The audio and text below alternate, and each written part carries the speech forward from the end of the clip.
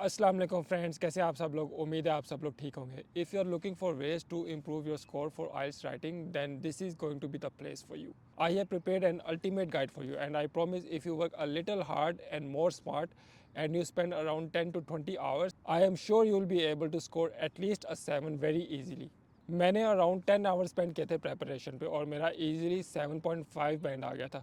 और मैंने ये सारे रिसोर्सेज यूज़ भी नहीं किए थे जो मैं इस वीडियो में आपके साथ शेयर करने जा रहा हूँ। I spent quite a good amount of time to find all the resources for you people, and I can guarantee you once more, if you go through all those resources, inshallah you will be able to score at least 7, maybe 7.5, 8 और even 8.5। और सबसे पहले तो आपको पता होना चाहिए कि IELTS general training writing exam का फॉर्मेट क्या है। इसमें बेसिकली दो क्वेश्चंस होते हैं। फर्स्ट क्वेश्चन होता है कि आपने एक लेटर लिखना है फॉर 150 वर्ड्स, और सेकंड क्वेश्चन में आपने एक ऐसे लिखना होता है कंसिस्टिंग ऑफ 250 वर्ड्स। और इसके बाद आपने देख लेना है कि राइटिंग क्राइटेरिया क्या है और किन पॉइंट्स की बेस पे एग्जामिनर आपके आंसर्स को मार्क करते हैं और कैसे आप ज़्यादा स्कोर अचीव कर सकते हैं। ओके जी, अब चलते हैं कंप्यूटर की स्क्रीन पे और देखते हैं राइटिंग क्राइटेरिया क्या है। ओके जी, here we are at ielts.org और इधर आपने देख लेना है राइटिंग क्राइटेरिया क्या है। Task 1 and task 2। Task achievement, coherence and cohesion, lexical resource, grammatical range and accuracy. Task 2 में भी सारा सेम है, सिर्फ एक पॉइंट डिफरेंस है, टास्क रिस्पॉन्स। और इसकी डिटेल ये नीचे लिखी हुई है, ये आपने यहाँ पे आके इन डेप्थ रीड कर लेनी है। और ये भी ielts.org का ही एक और लिंक है जहाँ पे इन्होंने मेंशन किया हुआ है कि आप ये टर्म्स भी यूज़ कर सकते हैं। First of all, in conclusion, as a result, similarly, etc. And main stuff is going to start now. Now I'm going to share how I prepared myself in less than 10 hours and how I achieved a 7.5 band in general training IELTS writing in my first attempt. तो basically I started from the very basics. सबसे पहले तो मैंने tenses से go through किया और उसके बाद मैंने प्रेपोजिशंस और आर्टिकल्स से गो थ्रू किया। These are very simple things and normally we overlook them, but it is really important that you know how to use prepositions and articles, specially articles. मैंने बहुत से लोग ऐसे देखे हैं जिनको आर्टिकल्स का प्रॉपर यूज़ नहीं आता, and I am telling you, if you know how to use preposition and articles, it will make a huge difference in your writing. और इसके बाद हम अपना लेवल थोड़ा सा बढ़ाएंगे, हम जाएंगे पंक्चुएशन पे। Semicolon, colon and comma, इन चीज़ों का यूज़ आपको प्रॉपर आना चाहिए, and I am telling you once more, it will make a huge difference. और लास्टली, अगर आपने कंजंक्शन और कंजंक्टिव एडवर्ब सीख लिया ना, तो I am telling you that it will raise examiners brows and it will really impress them.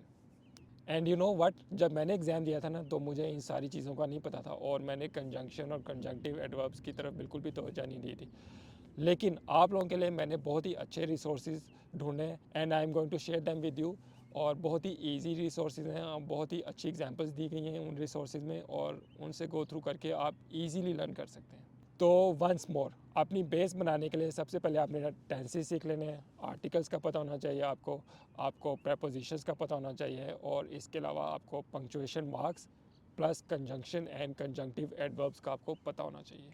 और जब मैं राइटिंग की प्रेपरेशन कर रहा था तो इंटरनेट पे मुझे एक बहुत ही अच्छा रिसोर्स मिल गया जो कि है ieltsliz.com। ये एक खातून है जिनकी एक वेबसाइट है ieltsliz.com प्लस इनका यूट्यूब चैनल है, और ये एक बहुत ही ज़बरदस्त रिसोर्स है, बहुत ही कम्प्रिहेंसिव इनकी वेबसाइट है, और इसके ऊपर आपको बहुत सारे रिसोर्सेज मिल जाएंगे जिनसे गो थ्रू करके आप इजीली प्रिपेयर कर सकते हैं। तो बेसिकली मैंने क्या किया, इनकी वेबसाइट पे जाके सारे सैम्पल आंसर्स पढ़ लिए, क्वेश्चन 1 के भी और क्वेश्चन 2 के भी, which help me really really really a lot to find out how to structure your answer. And if you know how to structure your answer, it's definitely going to make a huge difference. Okay जी, अब बात करते हैं smart work की, और मैं अब आपके साथ वो सारी टेक्निक्स शेयर करूंगा जो मैंने यूज़ की थी, बल्कि जो टेक्निक्स मैंने नहीं भी यूज़ की थी वो भी मैं आपके साथ शेयर करूंगा ताकि आपका बैंड मुझसे भी ज़्यादा अच्छा आ जाए।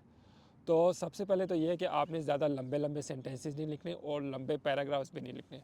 अगर आप लंबे सेंटेंसेस लिखें तो उसमें एम्बिग्विटी पैदा होने के चांसेस ज़्यादा होते हैं, तो आपने अपने सेंटेंसेस शॉर्ट रखने हैं और आपने पूरी कोशिश करनी है कि आपने वर्ड लिमिट से कम नहीं लिखना। टास्क 1 में आपने मिनिमम 100 वर्ड्स लिखने ही लिखने हैं, और टास्क 2 में मिनिमम 250 वर्ड्स लिखने ही लिखने हैं। और सेकेंडली, आपने ये भी कोशिश करनी है कि आपने बहुत ज़्यादा अबव द वर्ड लिमिट नहीं लिखना। जितना आप ज़्यादा लिखेंगे उतने ही ज़्यादा चांसेस हैं कि आप ज़्यादा मिस्टेक्स करेंगे। और अब मैं आपको बताता हूँ कि आपने वर्ड्स काउंट कैसे करने हैं। आपने जो पूरा आपका आंसर है ना, वो सारे वर्ड्स आपने काउंट नहीं करने हैं। आपने ये करना है कि आपने एक पैराग्राफ में देख लेना है कितने वर्ड्स लिखे हैं आपने, और फिर आपने उसके अकॉर्डिंगली गैस करना है कि आपके टोटल कितने वर्ड्स हैं और आपने गैस कर लेना है। इससे ये होगा कि आप बहुत सा प्रेशियस टाइम बचा सकते हैं and the same time you can use to double check your answers and to write a bit more if needed. आपने अपने आंसर्स में बुलेट पॉइंट्स यूज़ नहीं करने। अगर आप बुलेट पॉइंट्स यूज़ करेंगे तो एग्जामिनर उसको कंसीडर ही नहीं करेंगे। और मैंने देखा कि बाज़ स्टूडेंट्स ये करते हैं कि वो जनरल स्टेटमेंट्स याद कर लेते हैं और फिर उन्हीं जनरल स्टेटमेंट्स को हर आंसर में यूज़ कर लेते हैं। आपने ऐसा कभी भी नहीं करना, एग्जामिनर्स को फ़ौरन पता चल जाएगा और that will be a reason for negative marking. और एक और बहुत यूज़फुल टेक्निक, आपने कोशिश करनी है कि आप अपने आंसर्स टाइम लिमिट से 5 to 10 मिनट्स पहले फिनिश कर लें और आखिर में जो आपके पास टाइम बचेगा 5 to 10 मिनट्स वो आपने यूज़ करने हैं अपने आंसर से गो थ्रू करने के लिए। उस टाइम पे आपको लाजमी कोई ना कोई मिस्टेक मिल जाती है। मेरे केस में भी यही हुआ था कि मुझे 1-2 मिस्टेक्स मिल गई थी और मैंने उनको करेक्ट कर लिया था। और स्मार्ट वर्क की एक और बहुत अच्छी example which I believe will help you allot, आपको बहुत ज़्यादा राइटिंग टास्क लिखने की ज़रूरत नहीं है। इन माई केस मैंने सिर्फ एक टास्क लिखा था थोड़ी सी प्रैक्टिस के लिए और मेरी वाइफ ने एक भी टास्क नहीं लिखा था और उनका 8 बैंड है। तो आई वुड से जो टाइम आप यूज़ करेंगे राइटिंग टास्क लिखने के लिए वही टाइम आप यूज़ कर सकते हैं दूसरी टेक्निक्स को मास्टर करने के लिए, क्योंकि राइटिंग टास्क हमेशा डिफरेंट आते हैं तो आपको प्रैक्टिस करने की ज़रूरत ही नहीं है। बस आप 1 या 2 लिख लें ताकि आपको आइडिया हो जाए कि आप कितने टाइम में फिनिश कर सकते हैं। और अगर आपके पास टाइम है तो आप एक काम कर सकते हैं कि आप न्यूज़पेपर्स पढ़ना शुरू कर दें, बुक्स रीड करना शुरू कर दें। प्लस आइल्स के जो रीडिंग पैसेजेस हैं ना, अगर आप वो पढ़ेंगे तो it will help you a lot to expand your knowledge. और जितना आपके पास नॉलेज होगा उतना ही आपके लिए ईजी होगा कि आप राइटिंग टास्क ज़्यादा अच्छा कर सकें, क्योंकि आप वही नॉलेज शो केस कर सकते हैं अपने आंसर्स में which can really impress the examiners. और अब बात करते हैं वोकैबुलरी की। वोकैबुलरी के लिए बेसिकली आपने रीडिंग करनी है ज़्यादा से ज़्यादा। और I would say the most effective technique to learn vocabulary is to go through IELTS reading passages. और जो वोकैबुलरी आइल्स के रीडिंग पैसेजेस में यूज़ हुई है अगर आप वही यूज़ करें वो इतनी मुश्किल भी नहीं होती और बहुत प्रैक्टिकल वर्ड्स उसमें होते हैं, तो that can help you a lot to learn new vocabulary. और आपने कभी भी सिंगल वर्ड नहीं लर्न करना, आपने कोशिश करना है कि जो वर्ड है वो पूरा कॉन्टेक्स्ट के साथ लर्न करें और पूरे सेंटेंसेस को आप कहीं पे नोट डाउन करें। राइटिंग करने से ये होगा कि it will help you to memorise words more easily and if you know the context then you will be able to know that how to use the words more appropriately. और vocabulary को enhance करने के लिए एक मैंने mistake की थी और वो ये थी कि मैं एग्ज़ाम से पहले तक नए वर्ड्स लर्न करने की कोशिश करता रहा।